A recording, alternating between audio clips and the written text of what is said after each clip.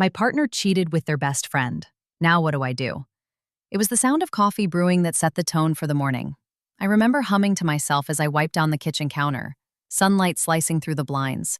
Mark's phone buzzed on the table, once, twice. Normally, I'd ignore it. But something about the way it kept vibrating, like an impatient toddler tugging a sleeve, made me glance over. "Love you, Smellers." The notification read. My stomach dropped. The contact name? Jenna. His best friend. The one who'd crashed on our couch after her breakup last summer.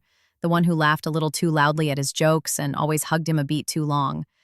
I'd shrugged it off then. They've known each other since college, I'd tell myself. I'm being paranoid. But there it was. Emojis. Pet names. Timestamps stretching back months.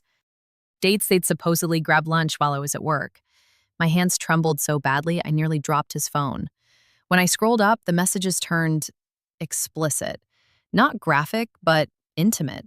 Plans, regrets, apologies. Words that blurred into a haze of nausea. Build up. The red flags had been there. Mark started working late more often, his phone screen angled away when I entered the room. Once I noticed Jenna's vanilla perfume on his shirt. "It's just from hugging her goodbye," he'd said, rolling his eyes like I was ridiculous. But I wasn't. 3 nights before D-Day, he'd come home with takeout from her favorite Thai place, a restaurant he used to hate. "I thought you'd like it," he'd said, avoiding my gaze. That same night, I dreamt of faceless women whispering in the dark. I woke up sweaty, my throat raw. Betrayal moment. When Mark walked into the kitchen that morning whistling, I held up his phone like a weapon. "What the hell is this?" My voice cracked. He froze. The color drained from his face. It wasn't supposed to. How long?" I demanded. A beat of silence. Then quiet as a confession. 6 months. The room tilted. 6 months. Our anniversary trip to the coast. His birthday, when I'd surprised him with concert tickets. All those nights he'd fallen asleep watching ESPN. Jenna's perfume. Was it just emotional? My voice broke. He didn't answer. Emotional fallout.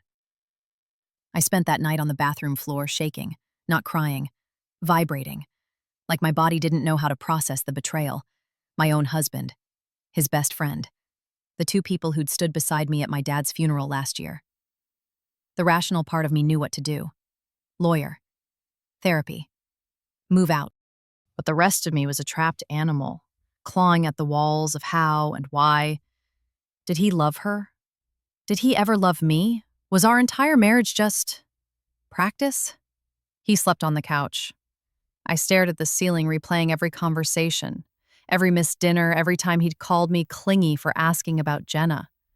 I wanted to scream, to throw plates, to demand he explain how I'd become the villain in a story I didn't even know we were living. Instead, I had a drink, just one. Then I sobbed into my best friend's voicemail until my ribs ached.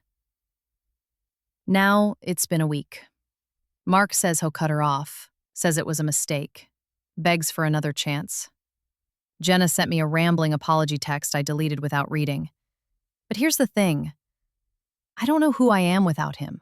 We've been together since we were 22. Our lives are mortgages and inside jokes and shared friends.